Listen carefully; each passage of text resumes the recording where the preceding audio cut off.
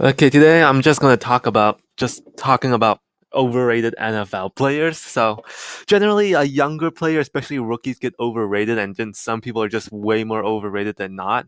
So, I have a list of overrated players by position. So, first you have your quarterbacks. To me, two quarterbacks are probably more overrated. I'm probably missing a few, but the two most overrated to me is Justin Fields first. No, not particularly most overrated, but overrated in my books. QBs with running abilities generally get overrated. Running abilities and strong arms; those are the two things that overrate a quarterback greatly because it's so much more than that. And we have seen quarterbacks with great run ability and passive and like a strong arm that has busted like a lot of times, and that's why I don't understand why people are screaming that Justin Fields is the future for that answer. Like I get that people are optimistic, but man, there are so many people that just scream that Justin Fields is the second coming of the next great mobile quarterback. Yes, in 2021 he did do great on his ground game. He was great at running. He was super electric. I watched him multiple times, and every single time he had like over 100 rushing yards. But you're a quarterback, you have to pass the ball, and Justin Fields is still very raw in terms of passing, misses reads, hold on to the ball too long, and he has to develop that. If he doesn't, he's just going to be a running quarterback. And in order to be a franchise guy, he has to develop the passing game. And I feel like nobody's really talking about that. Nobody's talking about how he has to develop his arm. People are just assuming he will, and that makes him overrated. And winning, he has to be able to win. And I know that their team was bad last year, but um, could have done better. And people are just overlooking the fact of how much more development they're already plugging him in as a franchise quarterback because he had a few because of his running ability, not because of his passing or his just being leading a quarterback, being a leader in the quarterback room, which is why I find him overrated. Um, and then the other guy I have is Trevor Lawrence. I feel like he's been overrated since winning the championship in his freshman year. Always deemed as a generational talent, the most overused. What even is a generational talent? He has talent. He's tall. He's big, but so has there been like a billion other quarterbacks that have the same characteristic as him. So I don't really get that. And then there's the whole thing of he had a great year last year, but he did not have like a top five quarterback year ever. He did very well for like a 5 6 game stretch, but was pretty mediocre. His first couple of games, his first outside of the first 2 games, and then his next like 5 or 6 was very mediocre. Then he went on that hot stretch, and then at the end of the season, he became mediocre again. So I don't get why people are saying that he's suddenly an elite quarterback after one good, not elite season. Last season he was good and great, but not like top quarterback numbers, and people are already putting that. And then there's the whole thing of his rookie year. People are just forgetting about his rookie year.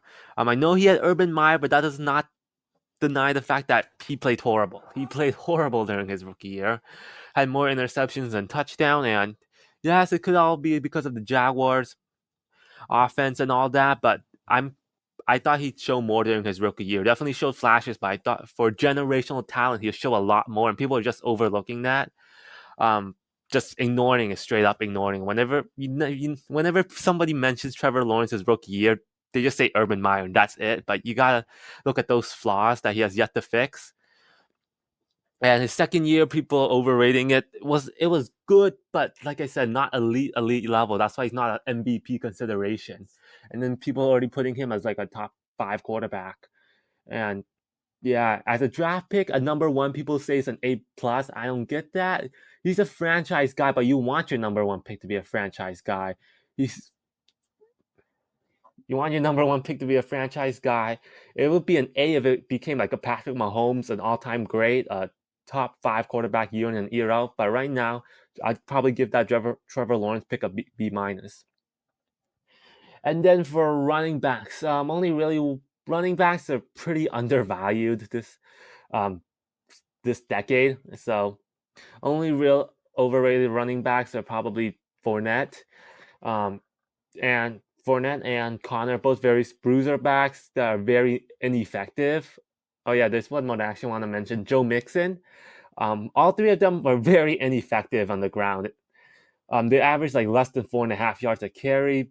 Fournette is washed, and Fournette and Connor are just goal to goal, which are important, but not goal to goal running backs aren't really starters per se unless the starter actually gets injured.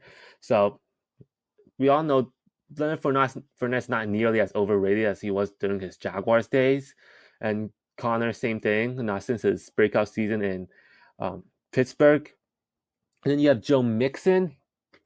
Um, he's gotten injured a few times. He did have a great season like a year ago, but last year was so ineffective, and I think his receiving game is overrated, or might just be the wide receivers. But I think his receiving game is overrated and it's ineffective.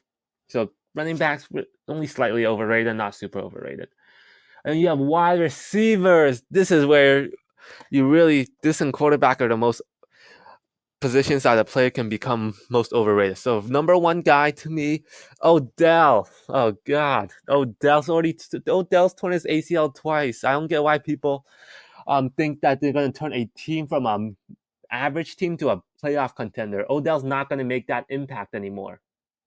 Even against the Rams, he didn't have a lot of yards. Um, I'm not sure how many, but he didn't have a lot of yards with his half season with the Rams. All he is right now is a one-trick pony that can make like 1 to 2 big plays a game. That one will result in a touchdown, and he might get a lot of touchdowns. But you're not number one. You're not going to make that same impact. And then people are um, arguing that he is. Like the people are just saying that the Jets are going to get a lot better because of Odell. Odell probably won't even be a number 3 on that team behind Wilson and Lazard. Um, So I Odell's just not that good. He's torn his ACL twice. He has not been good since this Giants days. Even that 1,000-yard season with the Browns, he was kind of meh. He was good, but not like all pro. And he's Odell's not even really a wide receiver type. He's most overrated because people use his past and he gets those flashy plays, those one big play touchdowns, and then those ends up on highlight reels, and people only see that because highlights are people love watching highlights, but they're super duper misleading. Highlights are the most misleading um thing ever. You can't really use highlight as film. And then you have another one, Debo Samuel. I like Debo. I think he has a really high ceiling, but man, he's just not. He's just his career has just gotten super duper injured. He's kind of one right now a 1 year wonder. I know he did have a very good rookie season, but outside of that 1 year, he's been injured and injured and injured. Um, so yeah, that's pretty much he's overrated because people see him for what he could be and not what he is. Pretty much like most rookies. And speaking of rookies, I have two rookie wide receivers that I'm going to talk about: Pickens and Garrett Wilson. Pickens, pretty much the same thing I said about Odell, makes that acrobatic one-handed catch per game and then just disappears for the rest of the games. But that one play ends up on highlight reel. Everybody sees it. They think he's good. He's not bad, but right now he's not really a number one. Could be wrong next year, but right now he's not really a number one. He does make those athletic plays, athletic touchdowns, but just not consistent. To be a number one, you have to be a consistent, reliable option that shows up week in and week out for the most part. Could have a down game. And then Garrett Wilson, the rookie of the year. I probably would have had Wilson as a number 3, rookie of year behind Walker and Olave. Reason being, I feel like all his good games come when he has a ton of targets. When he gets like double-digit targets, he gets the targets in the teen values. That's when his big games come, and he's only had like one game when he got like less than 10 targets and it got even like close to 100 yards. So I feel like he gets a lot of targets, and when he's not getting it, he's just not as good. I think like Olave had like 40 less or 30 less targets and had like the same amount of yards. That's pretty much it. That and people always complain about how Garrett Wilson could be good if their quarterback was better. That I really do not like that argument. That argument, and if the guy was a true number one receiver, they would be 10 times better. Those two arguments easily overrate a player. Lots of players have bad quarterbacks and do well. Okay, and then tight end. I'd say the most overrated tight end would be Mike Gesicki, who tight ends everything. Yeah, I'd say Mike Gesicki. Good. I like him. I like his character. He does make those, but similar to lots of other skill position players, the ability to make acrobatic highlight passes, catches, just overrates a player insanely. Gesicki can make that not even contested grab, can make that flashy one hand pass, but every other thing not good. Somebody who's watched him since his rookie year, can't block. Seriously, can't block. His route running is below average. He cannot. And people always say how hard it is to cover tight ends. Gesicki cannot get separation. Probably one of the reasons he did not work out with McDaniels, other than he can't block, he can't get separation, and he cannot break tackles. His route running is not good, and he's great at acrobatic one hand catches over the linebacker. But his contested catching, he does drop a lot of. He does. I don't think anybody ever mentioned this. He does drop passes. Um, does drop one-on-one passes against a person. He's not that physical, and I feel like nobody ever mentions his negative when it comes to the receiving game, which makes him overrated. Nobody mentions how he does not run well. Does not get much separation other than a just a go route pretty much. Um, yeah, his negatives just outweigh his positives. And then for overall just defense, I have to go with. Ooh, defense is hard. There's a lot of plays, but I have to go with Bradley Chubb.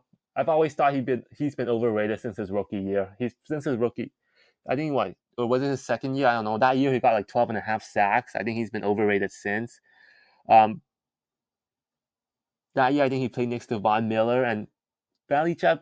He's just people say he's great and all, but to me he's just kind of average. His stats aren't the best. His impact's not the best. I don't see why people think he's that good. Now he might do good under Vic Fangio, but his injury history is not good. He's been injured a lot. His stat wise, other than that 1 year, he's kind of a 1 year wonder, I guess. But it's just it's just other than that 1 year, he does not have much to go off of. I don't know why the Dolphins traded a first round pick for him. I thought he was worth like a second or third. He has a lot of potential. I feel like everybody's banking on that, but the stats just don't match up with the hype that he gets around. Even though it's not much, I feel like his worth is even less than that. So I hope you enjoyed. This was just me talking about overrated NFL players.